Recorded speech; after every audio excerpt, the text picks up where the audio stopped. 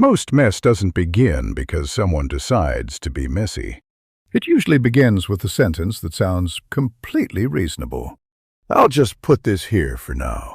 A coat goes over the back of a chair because you've just come in and you're tired. A letter sits on the kitchen counter because you don't quite have the energy to open it properly. A bag is dropped beside the door. A mug is left near the sofa. A clean jumper waits at the end of the bed. None of it feels like a problem at the time. That's partly why it becomes one. The issue is not always the object itself. It's the temporary place, the little holding spot, the halfway point between where something was used and where it actually belongs. A normal home has a lot of things moving through it every day. Shoes, bags, posts, bowls, chargers, keys, coats, shopping, laundry, work items, school things. That is not failure. That is just life. What makes a home feel heavy is when too many of those things stop halfway. They are not being used. They are not properly stored. They are just waiting somewhere. And waiting things have a strange way of attracting more waiting things. One letter on the counter becomes a small pile. One coat on the chair makes it easier for a scarf to land there. Then a tote bag. Then a jumper. One mug beside the sofa makes the room feel a little unfinished, so the next thing is easier to leave out. This is why a home can become untidy without one big moment of neglect. There is no dramatic decision to let everything fall apart. Just a string of small delays. The Japanese-inspired one-touch rule is a simple way to interrupt that pattern. The idea is this. When you touch an item, try to move it to its final place straight away. Not to a temporary place. Not to a surface that happens to be nearby. Not to a place where your future self will have to deal with it again. To its actual place. At first, it sounds almost too plain to be useful. But many of the home systems that last are plain. They work because they reduce the number of times you have to think about the same thing. Most clutter is not one large task. It is often the same small task being postponed in stages. You come home and take off your coat. If the coat goes onto a chair, the job is not really finished. You have only moved it from your body to a waiting place. Later, you will see it again. You will think about it again. You may ignore it again. Or you may finally hang it up. Either way, that coat has now asked for your attention more than once. Maybe 2 times. Maybe 3. The one-touch rule asks a slightly different question. Not, where can I put this for the moment? But, where does this actually finish? And once that question becomes part of the way you move through the house, the rhythm starts to change. When you come through the door, the coat goes on the hook. Not later in the evening, not after dinner, not when you do a proper tidy. Now, while it is already in your hand. Shoes go where shoes live. Keys go in the tray. The bag goes on its hook, shelf, or chosen spot. A receipt comes out of your pocket and goes either into the bin or into the small place where receipts are kept. This is not a big tidy up. It is not a cleaning session. It is just closing the loop before it turns into another open loop. That is the quiet strength of the rule. It fits naturally with Japanese-inspired approaches to home and routine, especially the focus on clear places, repeated actions, and reducing unnecessary friction. Not because a home has to look empty or perfect, not because there is one ideal way to live, but because a clear system protects your attention. A home with too many temporary places keeps asking small questions. What is this doing here? Do I still need it? Where should it go? Have I dealt with that letter yet? Is that clean or dirty? Should I move this now, or can it wait? None of these questions is difficult on its own, but together they create a low level of mental noise. You walk into a room and your mind starts scanning. Not fully, not deliberately, but enough for the space to feel busier than it needs to feel. The one-touch rule reduces that noise by removing the unfinished middle step. Take the post, for example. The usual habit is to bring letters inside and place them somewhere visible. And visible feels responsible. It feels like you are not forgetting them. So they go on the kitchen counter, the hallway table, the sideboard, or wherever there happens to be a clear patch. You tell yourself, I'll look at those properly later. But now the post has joined the room. It sits there while you make a cup of tea. It sits there during dinner. It sits there while you are already thinking about work, family, appointments, messages, and what needs doing tomorrow. It has become one more small thing asking to be remembered. A better system is not to become unusually disciplined with paperwork. Most people do not need a complicated paper management routine. They need a smaller decision made earlier.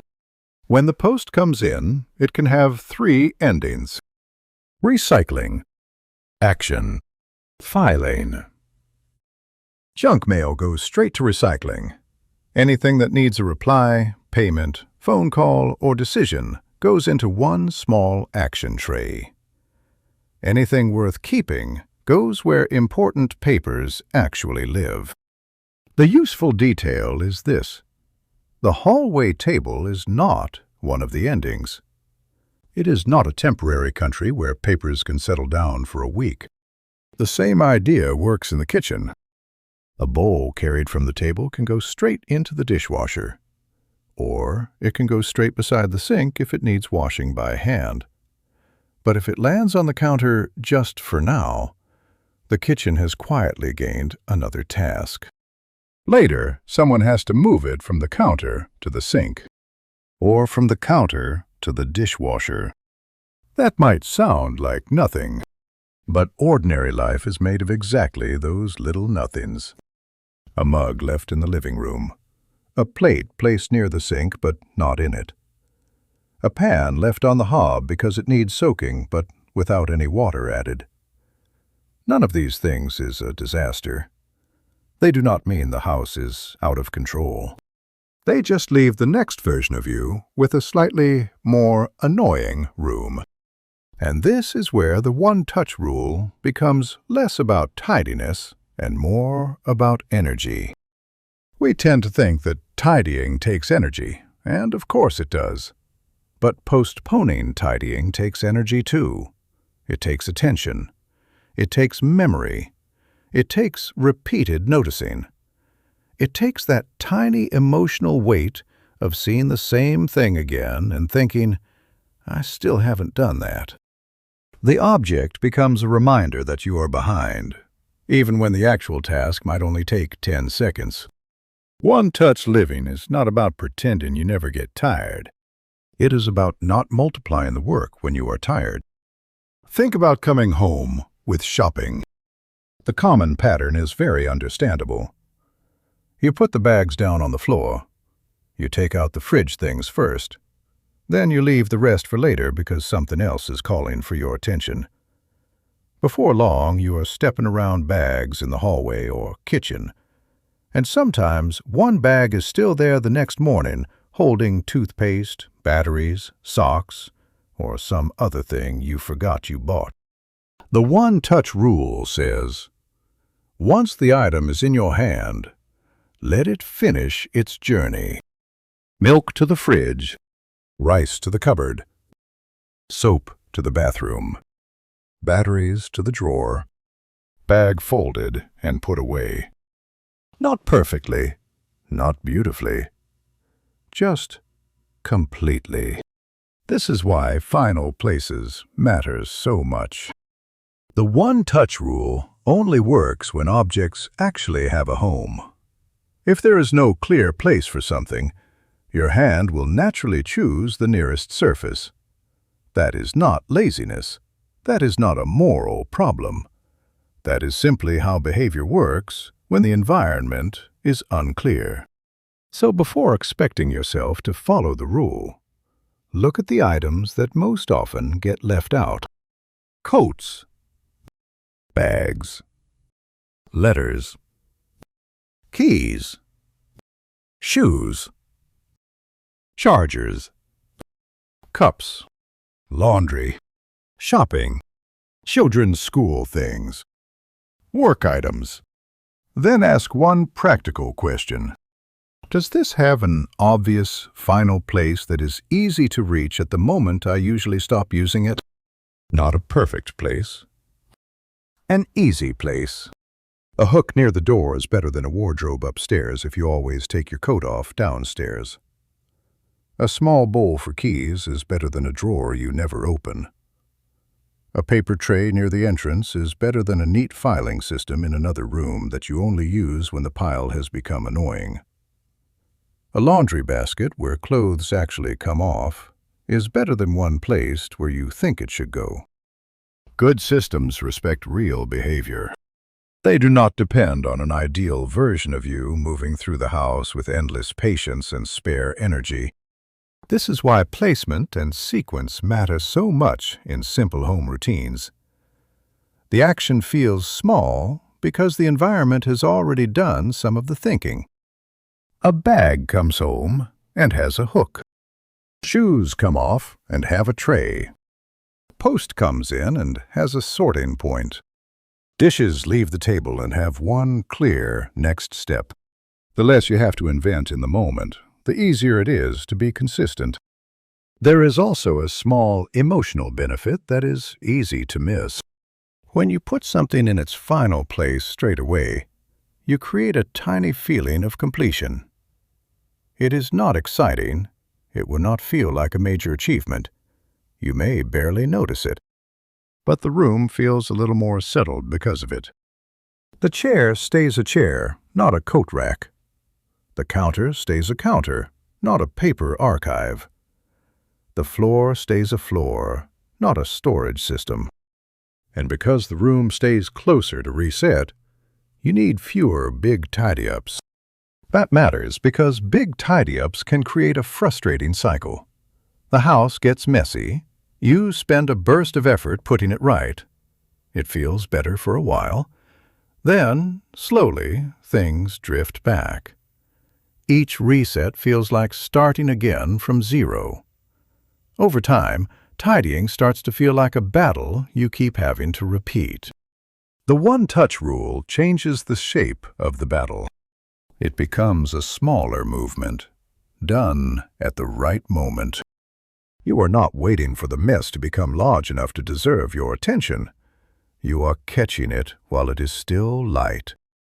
Of course, this will not happen every time. Some days are rushed. Some evenings are messy for good reasons. Sometimes you are carrying too much in every sense of the phrase. The point is not to create a home where no object is ever allowed to pause. That would be too rigid. The point is to notice the habit of temporary placing and reduce it where it is easy enough to reduce. A useful phrase is, "Don't put it down, put it away." But even that can sound a bit strict if you say it in the wrong tone. So you might make it gentler. Let this finish. The coat finishes on the hook.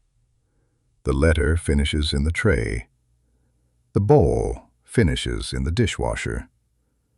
The bag finishes on the peg. The shopping finishes in the cupboard. The charger finishes in the drawer, or beside the device it belongs to. You are not forcing discipline onto every corner of the day. You are completing the path. For the next 24 hours, try a simple experiment. Use no temporary places. Just for one day. Whenever you notice yourself about to say, "I'll just put this here for now," pause for a second. Not for 10 minutes. Not for a full reset of the room. Just 1 second. Ask, where does this actually finish? Then take it there. And if it has no final place, that is useful information. It means the problem may not be your willpower. It may simply mean the object needs a home. Or perhaps it no longer needs to be in your home at all. By the end of the day, the house may not look dramatically different.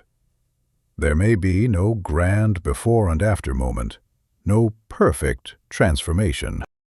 But the surfaces may feel a little clearer. The evening may feel slightly less cluttered. The next morning may begin with fewer small annoyances already waiting for you. That is the quiet usefulness of the one-touch rule. It does not ask you to become a different person. It simply asks each object to complete its journey before it becomes part of the mess. And a calmer home often begins there. Not with a huge clean, not with a new storage system, but with the moment your hand is already holding the thing. And instead of creating a task for later, you let it finish